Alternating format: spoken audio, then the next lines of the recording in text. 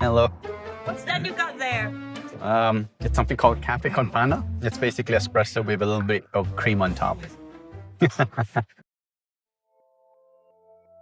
Frankly, at a very young age, coming from England, it was a bit difficult for me to transition to the Philippines.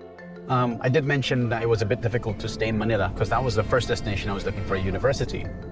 But I felt, frankly, a bit unsafe. So one of the biggest reasons for me coming to Baguio is the safety. I'm not sure if you know, but I believe, at least for me, I believe it's the safest city in the Philippines. It's even considered safer than places like London, New York, and other places around the world. Here in Baguio, you don't have to worry about your cell phone. You don't have to worry about people behind you or doing something bad. Again, coming from London, the weather here in Baguio is very comparable.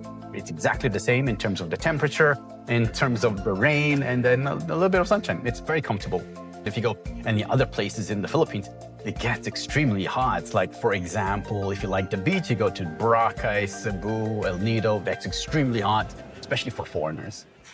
So because it's a study hub, most of the people coming to Baguio, aside from the locals, of course, are students. So if you do, for example, plan to go around, let's say you go to SM, which is a mall here in Baguio, if you look around, the locals, or the people rather, are rather young, let's say in their early 20s, because majority of the people coming in to Baguio is not merely for tourism per se, but on regular days, they're coming here for education because there's tons of great universities here in Baguio City. When it comes to the textbooks are also all in English.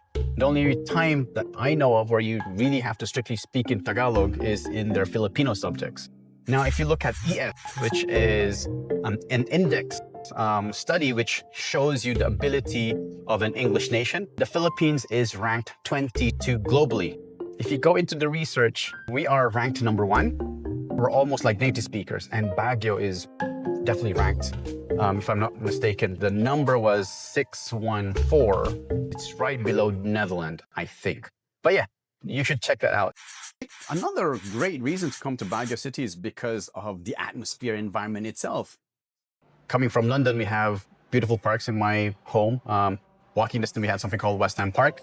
Of course, if you go central London, we have Heidi in Holland. In Baguio per se, we have Burnham Park, which is dead center, and then we have Camp John Hay.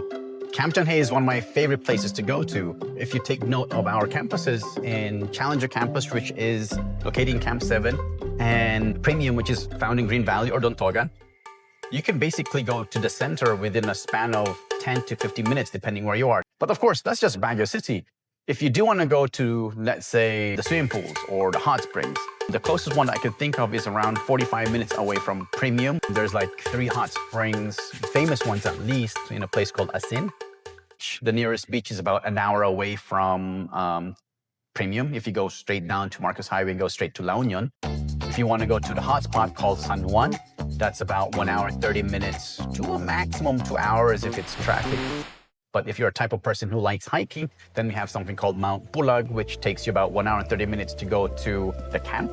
And then that's when you start trekking all the way up to the peak, where you'll have a beautiful view, a scenic view of something called the Sea of Clouds. Again, if you want the sea, you just drive down.